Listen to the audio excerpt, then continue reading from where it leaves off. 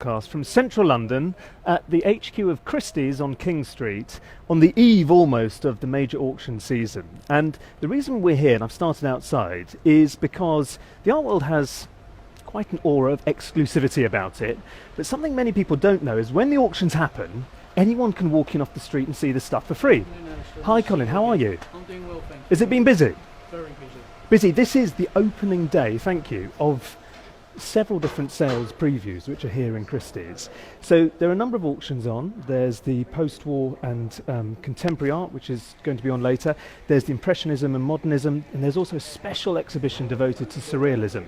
And as a result, what you have on the walls at Christie's at the moment are around about 300 works of art, which, as I say, anybody can come and have a look at, even if you have absolutely no intention on bidding on something like me, because you frankly can't afford it. But you can see already this is the opening day. There's quite a few people are coming in to have a look at what's available. I've been flicking through the catalogue before, and there are a number of different works that I want to show you, really. And the first one I want to show you is through here. It's a work by an artist very close to my heart I love dearly, Matisse, and it comes from a really fascinating time in his career. Come and have a look.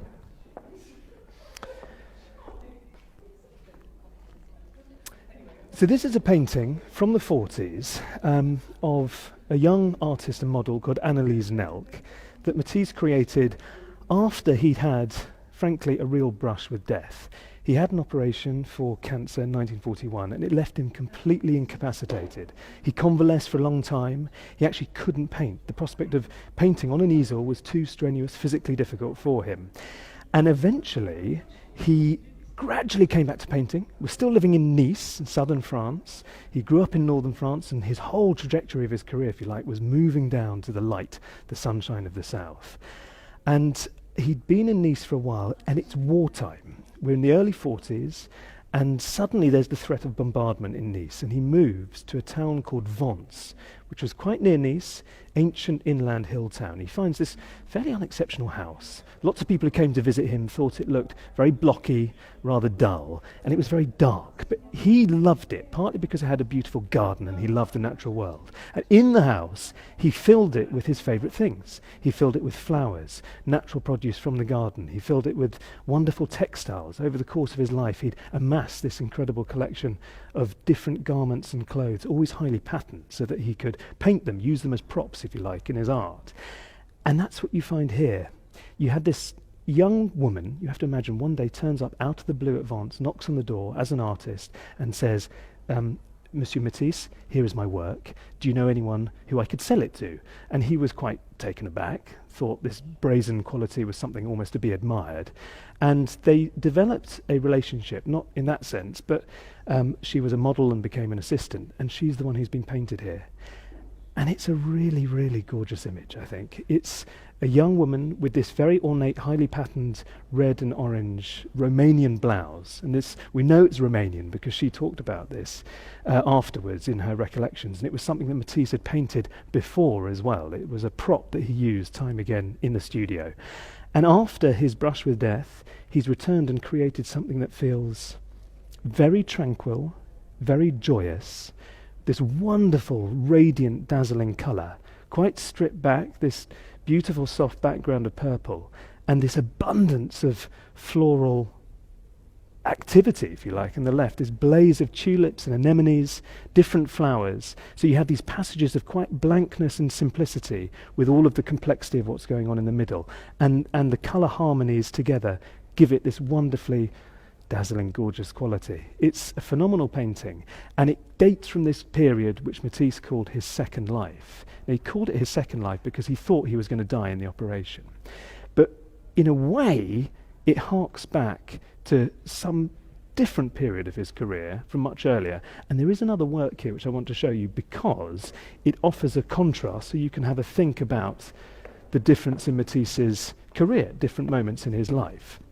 Now, it's through here, and in fact, it looks so popular, there's someone else checking it out, but he's very kindly moved away. Now, this dates from roughly 4 decades earlier, okay? And it's a landscape, and it comes from the moment when Matisse first became the head, if you like, of the avant-garde, when he became known as one of the fauves, the so-called wild beasts. And the wild beasts emerged because Matisse, whose art in the 1890s had been quite dark, silvery, full of interior still lifes, fairly, frankly, conventional, had a complete transformation in the early years of the 20th century. He went down to the southern French town of Collioure on the Catalan coast, spent about 3.5 months there in 1905 from May, and at the time had this nightmarish experience. He was sleep deprived, he was extremely anxious, but he started using paint in an utterly novel way. He invited a much younger artist friend called André Derain to come down with him, and Derain later said that they started using paint as though the colours were primed to discharge light, as if they're dynamite. And the typical Collioure canvases are very, very intense in terms of their colour. Now, this one is painted 1905-1906. It's a Collioure landscape.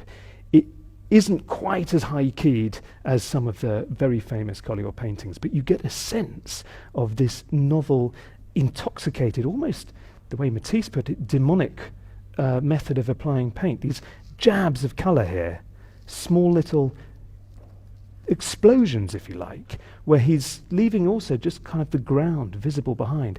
Very, very simple way of delineating a tree. And in a sense, of course, if you went and had a look at the landscape in Collioure, what you would not see is a scene like this. But that is, in a nutshell, if you like, that's what Matisse was doing to create and transform modern art at the beginning of the 20th century. It was no longer about thinking of the centuries-old traditions of looking at the world and trying to depict it carefully. Instead, it's something much more subjective. There's a spontaneity to it, even beneath those quite lovely colours altogether, a real fierceness, which is why he became known as the leader of the fauves. And one of his big influences, and there is a link here which works very well, fortunately, with this show, was an artist of the previous generation, Paul Gauguin. And in fact, if we go around the corner, I'm hoping that Jay, who is in charge of this part of the sale, may be able to show us the Gauguin, which is around the corner. If you're just joining us, I should say this is a Facebook Live from Christie's King Street in London, ahead of the big auctions coming up in a few days, where anyone can walk in and have a look at these works of art. In fact, here is Jay. So let's catch him before. I know you're going to be talking to loads of clients in a moment, aren't you? So it's kind of you to spare a little moment. But to talk about this utterly glorious, radiant Gauguin from Tahiti. Yeah. I mean, this must be extraordinarily rare to have a painting like this at auction. It's amazing to find an 1892 first trip to Tahiti landscape. It's incredibly rare to the market, absolutely. Let's just have a little think about placing it momentarily in context. Gauguin, former banker, hadn't been enormously successful, but had a position within the avant-garde in French art in the 1880s, early 1890s. He decides to go to the South Seas. We've just been talking about Matisse. Matisse later follows in his footsteps and goes to the South Seas as well. And Matisse's explanation for it was, he once said, you can't really live in a household that's run, if you like, by country aunts. You know, it's too stifling for the spirit. You have to go to the jungle to reinvigorate yourself. Yes. Is that why Gauguin wanted to get away from culture, if you like, civilization? Yeah, absolutely. He wanted to free himself and therefore free his art. I think one of the really interesting things about Gauguin is that a lot of artists talk about this kind of return to anti-civilization, the return to nature, the symbiosis of man and nature and the simplicity of everything. And actually not many of them really do it in a committed way.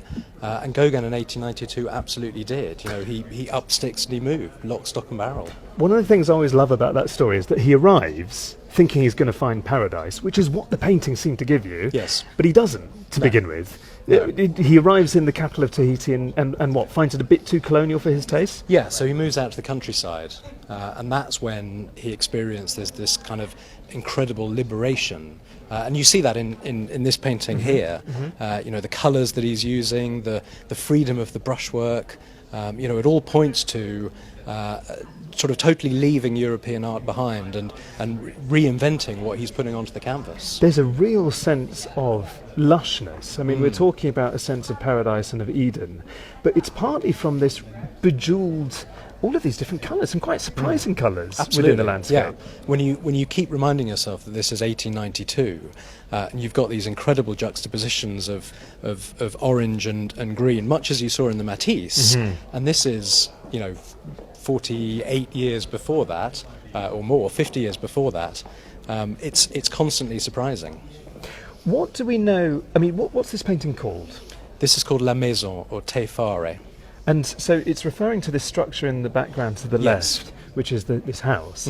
Is that a house of personal significance to Gauguin? I think it may have been his own house. Certainly there's a suggestion that it was that. To me, what's extraordinary is looking at the interaction between the human figures and the landscape. And actually you get these human figures that are all quite independent of each other and almost not aware of each other's presence, and yet the landscape just dominates everything. It's completely all enveloping, and it's interesting to contrast him with, say, the immediately preceding generation. If you're thinking of the Impressionists, they're trying to capture an ephemeral moment, they're observing something transient.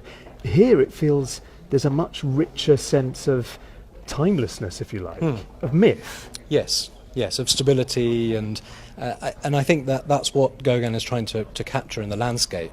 The fact that he's given us this very high horizon line, this is a timeless landscape. This is a very old country that has barely changed in generations, and Gauguin's really capturing that. Why do you think his Tahiti pictures still today? Because they're blockbuster. They have this captivating allure. What do you think is the reason for that? I think part of it is that they still feel very exotic to us. Whereas you think of Monet and what the Impressionists were doing, and they really trying to capture a landscape that was slowly being lost and slowly being industrialized. Whereas here you still feel that there are places in the world which can give you this view. The thing that I've loved coming here today is that you can see this painting here, classic moment in the history of art in terms of Gauguin and Tahiti, and trace that influence into the Collioure landscape of Matisse, and then into Matisse much later on. Yes. Presumably that's not an intentional thing on Christie's part, because it's just how the cards fall, as it were, in terms of as you gather together the sale, or do you try and create that sort of linkage? Well, I think one can do it in the viewing itself. So making juxtapositions that give you another angle on things. Here you definitely can see or trace the artist's use of colour through the fauve movement. Gauguin was really a forerunner of that. And as you say, in the 44 Matisse, you find its culmination almost of line and colour. But certainly when we hang all the pictures together, you are thinking about conversations through art history and certain links that you might not have thought of on paper, but visually they make perfect sense. I wonder if you could talk just briefly about, the condition of a painting like this. It seems to me extraordinarily bright, and you can actually get a real sense of the way that he's using the brush in these sort of strange, angular, almost parallel brush strokes, which are not about trying to replicate the world out there. They feel they're in and of themselves, aren't they? Yes. One of the extraordinary things about this painting is that it's in a very fresh and original condition. So a lot of the Tahiti landscapes were rolled up and then sent back to Paris in boats, and the journey would be long and arduous and pretty uncomfortable for the art that was being transported. Whereas this is undoubtedly went through that same journey, but is in extraordinary condition. So the canvas is unlined, the paint surface is untouched. There is this amazing sense of freshness, and you feel like you're standing in front of the painting as Gauguin would have exhibited it in 1893 in Paris. That's a lovely way to think about it. Thank you, Jay. You're welcome. I don't think you're going to find it difficult to sell this one, but I can see you're well placed to do so. But thanks. Indeed. Let's go and have a look now in another part of the show. So this is the Impressionism and Modernism exhibition, but if we move through, there's another sale, which is the Art of Surrealism, and you can see immediately as you come in, it's dominated by, I guess, the star lot of this, which is this Magritte. Olivier, hello. You're contemplating this Magritte. Now, tell us what this is. What's it called, first of all? It's called la corde sensible, which means the sensitive rope. Okay, and there's a sense of, if you come and approach this for the first time as a first impression, this is quintessential Magritte. It's very fatly painted. I've just been looking at the Gauguin, extremely lush painterly qualities. This is something different. He worked commercially, and you can see that sense of popular culture, advertisement, that sort of sensibility coming through. But also, perhaps more obviously, this utterly strange juxtaposition of objects and setting. Absolutely. A cloud with a glass in a landscape. Yes. What does this mean? Can we unpack it? There is no explanation. Magritte was very resistant to explaining anything. The title is actually given by a group of intellectual friends of his, poets, musicians, writers, and he would accept the titles for his paintings. He wouldn't suggest anything. So it's a group work, the association of the title, which always adds an extra poetry to it. But there's no meaning, it doesn't explain anything. And Magritte did not want people to read into his paintings. He was just saying that he was showing you reality. A possible reality. And I mean, that's quite a provocative thing to say in a way, because of course there's no literal reality that I've ever seen like this, apart from maybe you could be on a mountain holiday, you hold up a glass and a cloud could close pass. up to the eye, yes. He basically was subverting genres, having fun, so he's mixing still life painting and landscape painting, which are normally not mixed together. So he's annoying a lot of people, he's irking people, he's shocking people. It's a wonderfully beautiful picture, it's a striking picture, it's one of the largest paintings he did. It's a famous one because it was in the Magritte Museum for the last few years, where it was lent by the family that's selling it now, that kept it for 30 years. The interesting thing, he's painted this image only once, whereas in his oeuvre, often he comes back to the same subject, changing it, altering it, until he finds the perfect solution to a problem. He's looking for problems to solve. In this case, it's the cloud. So he painted clouds in many different settings. It's almost like a signature for him. Yes. Against a blue sky. But here the cloud is unique. And the cloud and the glass work particularly well, and that's because it is in the line of his strategy of bringing objects together that have elective affinities. Now, what does that's quite a complicated phrase, elective affinities. Yes. He spoke about this, did he? It's after the Goethe book. And what does it mean? What was he alluding to? Before 1932, he would assemble randomly objects, trying to create a surreal poetry, and it didn't really work. They're odd, they're scary, but it doesn't really work. And one day in 32, he woke up in his room, and instead of seeing the bird in its cage, he saw in a slumber a big egg filling the cage. And that image stuck with him. And he was wondering, why is this image so powerful? Has it resonance, a music, a poetry, like this one? And it was because he realized that there was an elective affinity between the egg and the cage through an absent object, intermediary, which is the bird. In this case, it's not just solving the problem of the cloud, but he solves it by associating it with a glass. What's the link? Water. Oh, I see. This so is the my cloud is a form of explanation. water, and then He never you said could that, fill it in of the glass. course, but if you look at painting, It's a champagne glass, but yes. Well, I think he actually didn't want to do a champagne glass in particular. It's not called the champagne glass. Some people call it like that. If you look at the drawings, he did many drawings to give this result, to get to this result. The first drawings have the cloud way above a glass of water, inside a large glass of water, inside a mug, a transparent mug, and finally it's this espousing, of course, of the shape and the sort of sensuality of the relationship. But it works particularly well, I think, because it is in the line of his elective affinities research. I know that he resisted this sort of analysis, but you come in, and what's the date of this? It's after the Second World War, 1960. Yeah.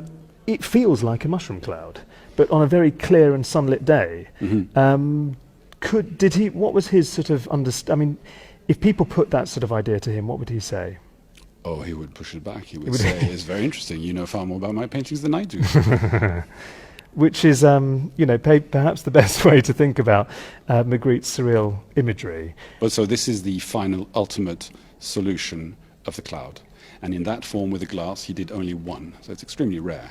But I suppose what we see in the room generally is a sense of this is what surrealism is about. If you could neatly come here and tick some boxes and rationally describe what this is doing, it wouldn't be surrealism. It has to be something about, this is a room full of strangeness, Yes, the uncanny, absolutely. the irrational. Yes.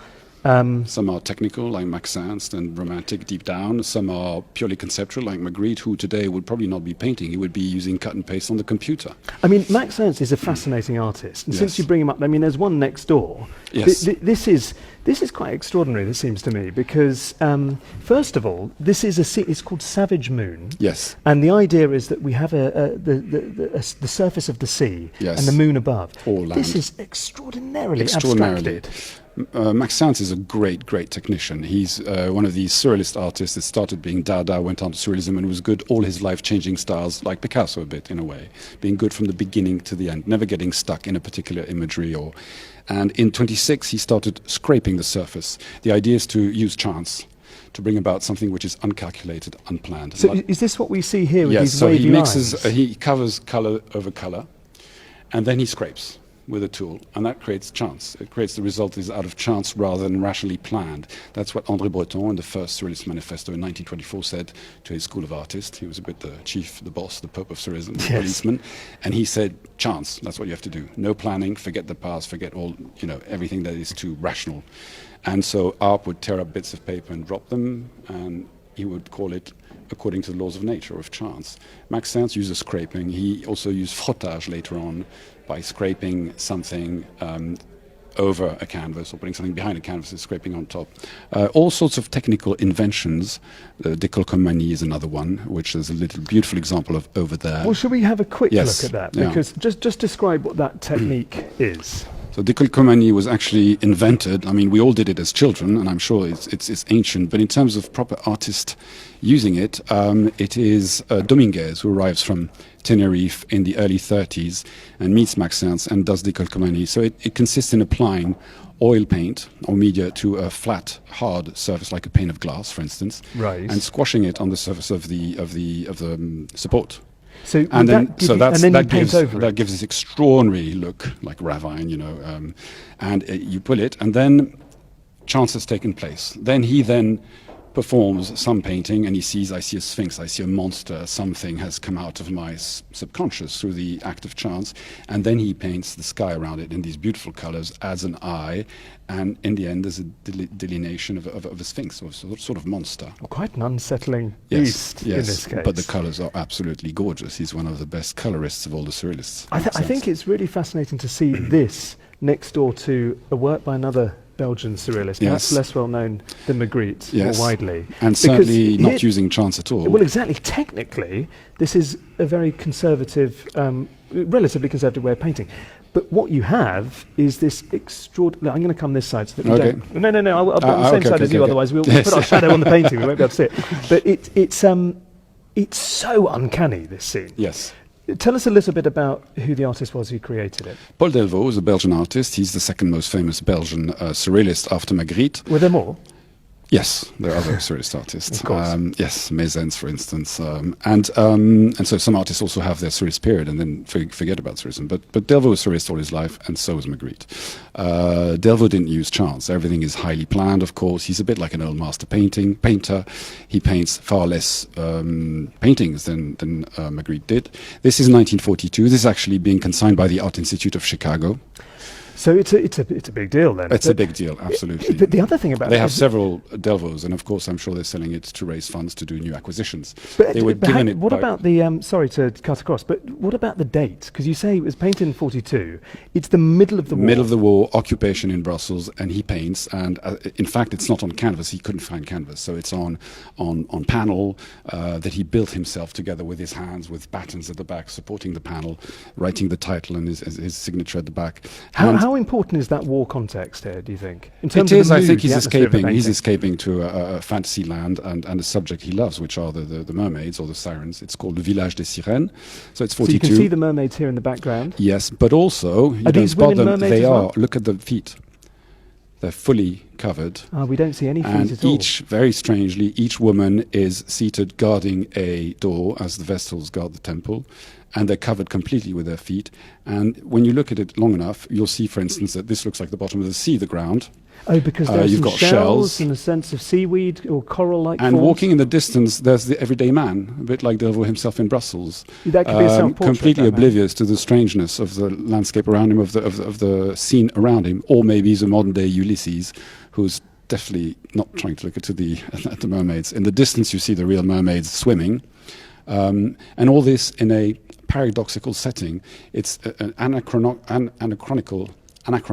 anachronistic. Anachronistic architecture. On the right, you've got the bourgeois 19th century Brussels house. On the left, you've got more sort of Haussmannian Paris or 18th century. And then you've Jagged got Mountain. older, and then you've got the sort of vernacular Mediterranean red tiled roof older house, all juxtaposed under a very high cliff. So there's a lot of tension in this picture. It's very eerie. And in the distance, you have these mountains, these barren mountains that you find in Italian Renaissance paintings, because he went to the Vesuvius and to Pompeii, and he was very influenced by that. He was very influenced by De Chirico, which he discovered in 26 in Belgium, who also used to do anachronistic paintings, bring ancient history, bring the ancient times into modern settings, such as the Warriors by De Chirico that are gone from the wall next to it, also from the Art Institute of Chicago. The Warriors all piled up into a bourgeois interior, and he does these things, and he looked at Mantegna, and he looked also at Masaccio, and it's very rich with historical very tradition. rich with art historical That's informed the image. culture. Yes, I keep coming back to that wartime context because I know that he was famous as an artist for often depicting women who have this strange. They were known as somnambulists. Yes. These sort of sleepwalkers, often nude. and often nude. And I mean, here not. This is quite rare, actually, for Delvaux. But it feels so appropriate for a moment where you might be mourning what's happening in Europe. There's a sense of the houses are shut up. These women are deliberately not wanting to engage with passers-by, and you're led down to this strange, almost sacrificial scene in the sea where it's fleeing the town. I mean, that suddenly becomes an image of the afterlife or something in terms of the way people are moving from this realm into the next. Perhaps. Or the everyday man is just walking into trouble down the street. Maybe that's what I was doing with But he painted very interpretation. little during the war because it was difficult. And so in 42 he painted only 8 paintings, for instance. That's very few. And you asked me about the years. The best years for Delvaux, 36 to 43. They're just 7, the top years, where he paints that well. And then there's interesting techniques. He varnishes it, then he paints over the varnish. Then he adds in the hair ink lines with his pen. No other artist does that. Use ink over oil, varnished. So he does that. It's typical Delvaux, and it's a fabulous picture. Well, fabulous, but in that, as you say, eerie, uncanny, strange way. It's an image, much like that Magritte, where he's created something that feels... It worms its way into your brain, so it becomes unforgettable. It's a construct in its own right, isn't it, the image? Yeah. Anyway, It's thank powerful. you. It Thank you sticks for to that. the imagination, to the mind, and it doesn't leave you in peace. Okay. on which cheery note, I think, good luck with the sale. Thank you. Let's head back out into the main foyer part. I think...